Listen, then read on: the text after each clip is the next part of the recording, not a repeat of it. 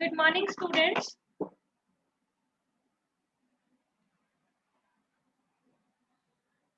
Today our Good topic morning, is ma'am. plant responses to greenhouse environment. कि plant कैसे response करता है green house environment को। Green house environment में हम कौन कौन से फैक्टर्स पढ़ेंगे? Light, temperature, relative humidity, ventilation and carbon dioxide. इनको हम पार्शियली कंट्रोल भी कर सकते हैं। ठीक है। जो प्रोडक्टिविटी है क्रॉप की वो सिर्फ हेरिडिटी पे डिपेंड नहीं होती, बल्कि किस पे डिपेंड करती है? प्लांट के माइक्रो क्लाइमेट में भी। माइक्रो क्लाइमेट कौन सा होता है? जो प्लांट के नियर बाय क्लाइमेट होगा। कंपोनेंट्स कौन कौन से होंगे? लाइट होगी, temperature, air composition, nature of root medium. Open field में क्या होता है कि हम नेचर ऑफ रूट मीडियम को मैनिपुलेट कर सकते हैं by irrigation, tillage, fertiliser application. लेकिन ग्रीन हाउसेस में क्या होता है कि क्लोज्ड बाउंड्रीज होती हैं, तो हम क्या है वहां पे क्या है सारी चीजें कंट्रोल अमाउंट में होंगी। लाइट भी कंट्रोल अमाउंट में आएगी, टेम्परेचर भी हम मेंटेन कर सकते हैं, रिलेटिव ह्यूमिडिटी भी, वेंटिलेशन भी और कार्बन डाइऑक्साइड। ये सारे कंपोनेंट्स हैं जो हम आगे डिस्कस करेंगे। फर्स्ट कंपोनेंट है light. The visible light of solar radiation is a source of energy for plants. जो लाइट है वो सोलर रेडिएशन से आती है ना? और वो क्या है? सोर्स है एनर्जी का प्लांट्स के लिए। इससे क्या होता है? मेन जो कंपोनेंट है ये लाइट, वो किसके लिए है? फोटोसिंथेसिस के लिए है। Light energy, carbon dioxide, water, ये सारे क्या है प्रोसेस, कौन से प्रोसेस में यूज किए जाते हैं? फोटोसिंथेसिस। जिससे क्या होता है? कार्बोहाइड्रेट बनते हैं और प्लांट को एनर्जी और फूड मिलता है। ठीक है। जो रेट है फोटोसिंथेसिस का वो किस पे डिपेंड करता है? Available fertiliser elements, water, carbon dioxide, light and temperature.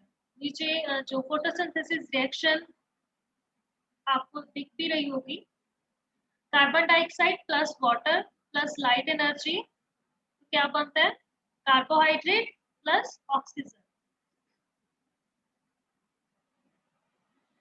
जो लाइट है उसको हम कैसे जज करते हैं? दो तरह से होती है लाइट। एक तो होती है लाइट इंटेंसिटी, एक होती है light quality. Light intensity mean कि कितनी अमाउंट में लाइट प्लांट को मिल रही है। ठीक है। और इसकी यूनिट होती है लाइट इंटेंसिटी। हम किस में मेजर करते हैं? लक्स में मेजर करते हैं। तो कितने लक्स में जो प्लांट को लाइट मिल रही है। ठीक है। ये क्या हो गया? Light intensity. और क्या होता है? Light quality. क्वालिटी मीन्स कि कौन से कलर की, कितनी क्वालिटी की, कितने वेवलेंथ में जो लाइट है वो प्रोवाइड हो रही है प्लांट को। फर्स्टली हम डिस्कस करते हैं लाइट इंटेंसिटी। अगर लाइट इंटेंसिटी कम होती है तो क्या है? फोटोसिंथेसिस जो प्रोसेस है वो स्लो डाउन हो जाएगा, हेंस द जो ग्रोथ है वो भी स्लो हो जाएगा। ठीक है।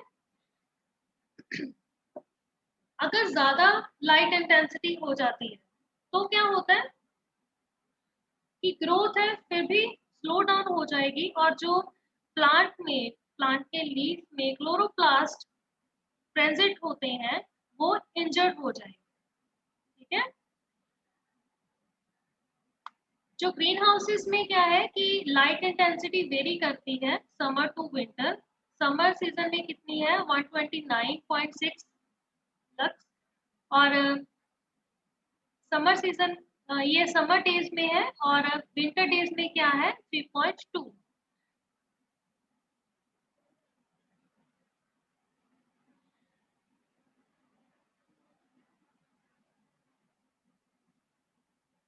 Light is classified according to its wavelength in nanometres. सभी जो लाइट होती हैं, सभी तरह की लाइट्स होती हैं वो यूजफुल नहीं होती फोटोसिंथेसिस प्रोसेसेस के लिए। लेकिन कुछ लाइट्स हैं मेनली, जैसे रेड लाइट हो गई और ब्लू लाइट है, वो दोनों लाइट्स इंपॉर्टेंट है फॉर फोटोसिंथेसिस एक्टिविटी और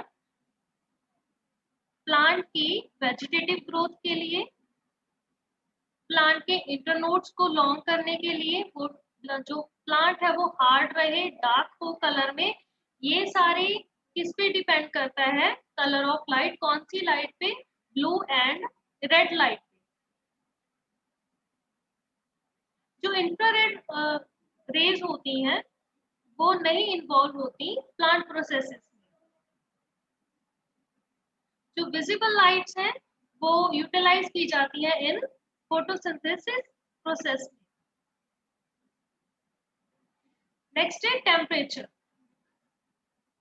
टेम्परेचर क्या है?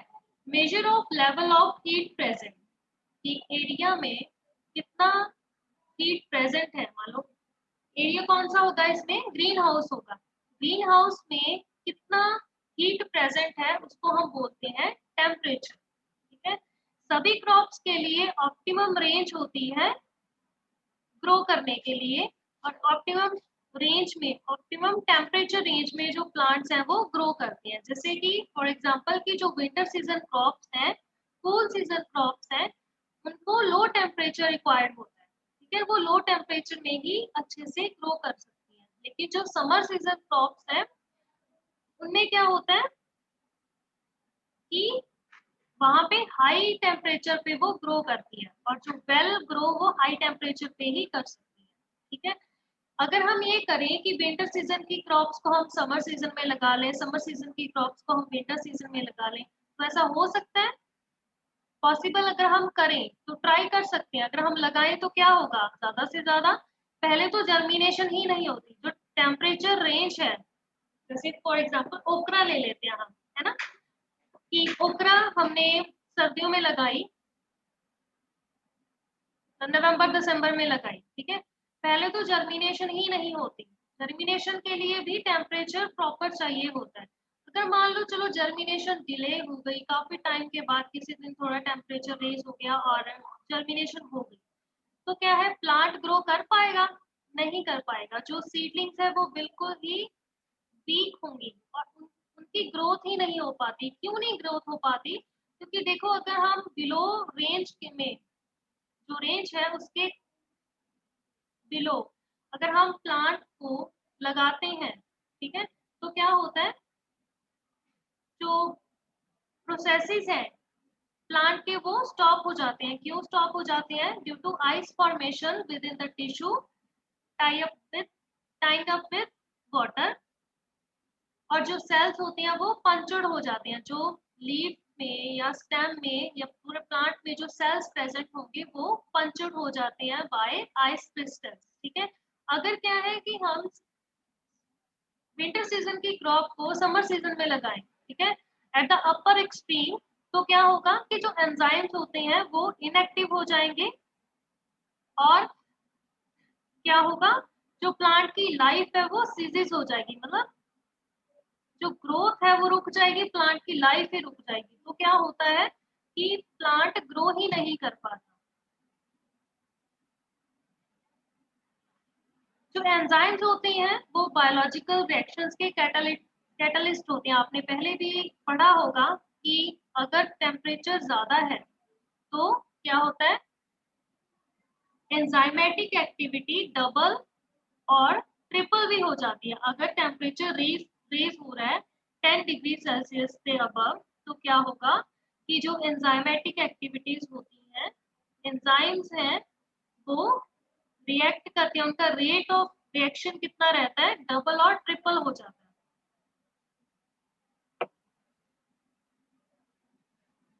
In general rule, greenhouse greenhouse crops are grown at a day temperature which is 3 degrees Celsius to 6 degrees Celsius higher than the night temperature on cloudy days and 8 degrees Celsius higher on clear days। क्या है कि अगर night temperature है और cloudy days है तो कितना temperature ज्यादा रहेगा ओपन फील्ड से, 3 to 6 डिग्री सेल्सियस, और क्लियर डेज में क्या होगा 8 degree Celsius. Night temperature green houses का जनरली कितना होता है 7 to 21 डिग्री सेल्सियस। नेक्स्ट है रिलेटिव ह्यूमिडिटी। रिलेटिव ह्यूमिडिटी क्या होती है? Water vapour present in air को क्या बोलते हैं? Relative humidity. और moisture level in air. Relative humidity important है फॉर प्लांट, और किसके लिए इंपॉर्टेंट रहती है ज्यादातर कि जैसे जो नॉर्मल क्रॉप्स हैं उनके लिए 50 to 80% रिलेटिव ह्यूमिडिटी इनफ होती है फॉर देयर बेटर ग्रोथ। लेकिन अगर हम प्लांट प्रोपेगेशन वर्क कर रहे हैं, या हम सीडलिंग और सैपलिंग्स लगा रहे हैं, या हार्डनिंग कर रहे हैं, तब के टाइम पे 90% जो रिलेटिव ह्यूमिडिटी है वो होनी चाहिए ग्रीन हाउस में।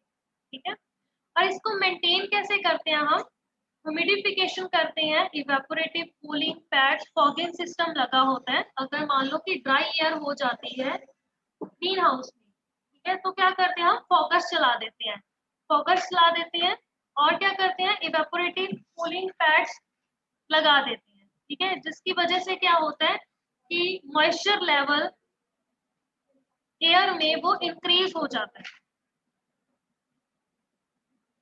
नेक्स्ट है वेंटिलेशन। वेंटिलेशन इंपॉर्टेंट फैक्टर है ग्रीन हाउस में। क्यों? क्योंकि अगर वेंटिलेशन होगा, सर्कुलेशन होगी एयर की, तो क्या है कि हम टेम्परेचर को रिड्यूस कर सकते हैं। वेंटिलेशन के साथ क्या होता है कि एयर पासेज होती है, और जिसकी वजह से टेम्परेचर रिड्यूस कर सकती है, कार्बन डाइऑक्साइड की क्वांटिटी को इंक्रीज कर सकती है। मींस की कार्बन डाइऑक्साइड की का लेवल है वो inner side of green house कम हो गया, तो क्या है हम वेंटिलेटर ओपन कर देंगे, और क्या होगा कार्बन डाइऑक्साइड की जो लेवल है वो ठीक हो जाएगा। देन नेक्स्ट क्या है कि हम रिलेटिव ह्यूमिडिटी को मॉडरेट कर सकते हैं वेंटिलेशन के थ्रू। अगर एयर टेम्परेचर 35 डिग्री सेल्सियस से अबव हो जाएगा, वो सूट नहीं करता क्रॉप्स के लिए। कोई भी क्रॉप लगाते हैं हम, उनके लिए अगर 35 डिग्री सेल्सियस के अबव टेम्परेचर चले जाता है, वो एडवर्सली अफेक्ट करता है। तो क्या करते हैं? अगर टेम्परेचर ज्यादा होगा तो और हम क्या कर सकते हैं? या तो हम फॉगिंग सिस्टम, इवेपोरेटिव सिस्टम लगा देंगे, इवेपोरेटिव फैन पैड सिस्टम लगा देंगे, या फिर क्या है कि जो वेंटिलेटर साइड में वेंटिलेटर्स लगे होते हैं ग्रीन हाउस के, उनको ओपन कर देंगे। ठीक है, जो वेंटिलेशन है ग्रीन हाउस में वो नेचुरल भी हो सकती है और फोर्स्ड भी हो सकती है। नेचुरल में क्या है कि साइड में लगे होते हैं जो, उनको सिर्फ हमें ओपन कर देना है, और उसके साथ क्या है कि नेचुरली वेंटिलेशन होती रहेगी। फोर्स्ड वेंटिलेशन में क्या है कि हमें फोर्सफुली एयर पासेज करवानी होती है, उसमें क्या है कि हम फैन पैड सिस्टम यूज करते हैं।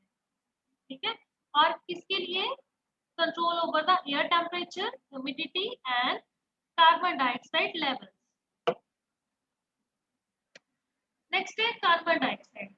जो कार्बन है वो इसेंशियल प्लांट न्यूट्रिएंट है, ये प्राइमरी न्यूट्रिएंट्स में आता है। जो कार्बन है वो इसेंशियल प्लांट न्यूट्रिएंट है, वो ग्रेटर क्वांटिटी में प्रेजेंट होता है। ठीक है, about 40% of dry matter of plant is composed of carbon, carbon dioxide gas in air, important source of carbon to the plants.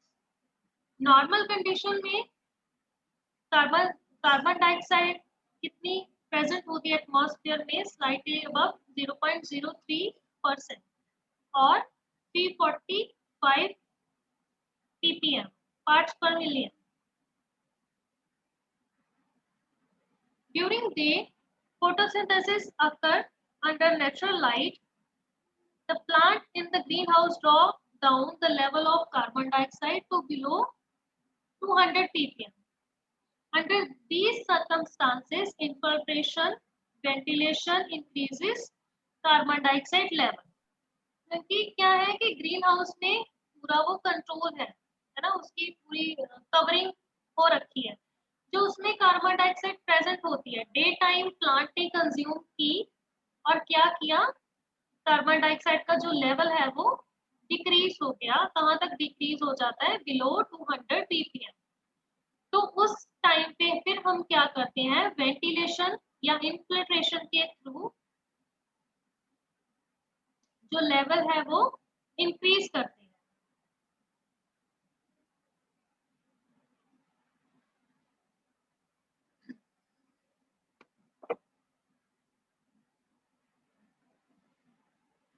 In cold climate, maintaining ambient level of carbon dioxide by providing ventilation may be uneconomical due to the necessity of heat and incoming air in order to maintain the proper growing temperature. वहां पे क्या होता है, in such region enrichment of greenhouse with CO2 is followed। क्या होता है कि cold climate में हम वेंटिलेटर्स नहीं यूज करते।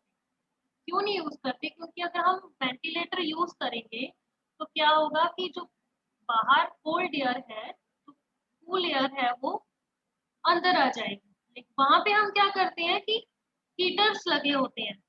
हीटर्स लगे होते हैं किसके लिए, ताकि टेम्परेचर इंक्रीज कर सके। तो फिर अगर हम वेंटिलेटर भी लगा देंगे और हीटर्स भी लगा देंगे तो ये तो गलत हो जाएगा काम, है ना। तो फिर क्या करते हैं, वहां पे आर्टिफिशियल कार्बन डाइऑक्साइड प्रोवाइड करते हैं। ओके, मोस्टली जो क्रॉप्स है वो रिस्पॉन्ड करती हैं favourably to carbon dioxide at 1000 to 1200 ppm। Thank you, that's all about plant responses to greenhouse environment।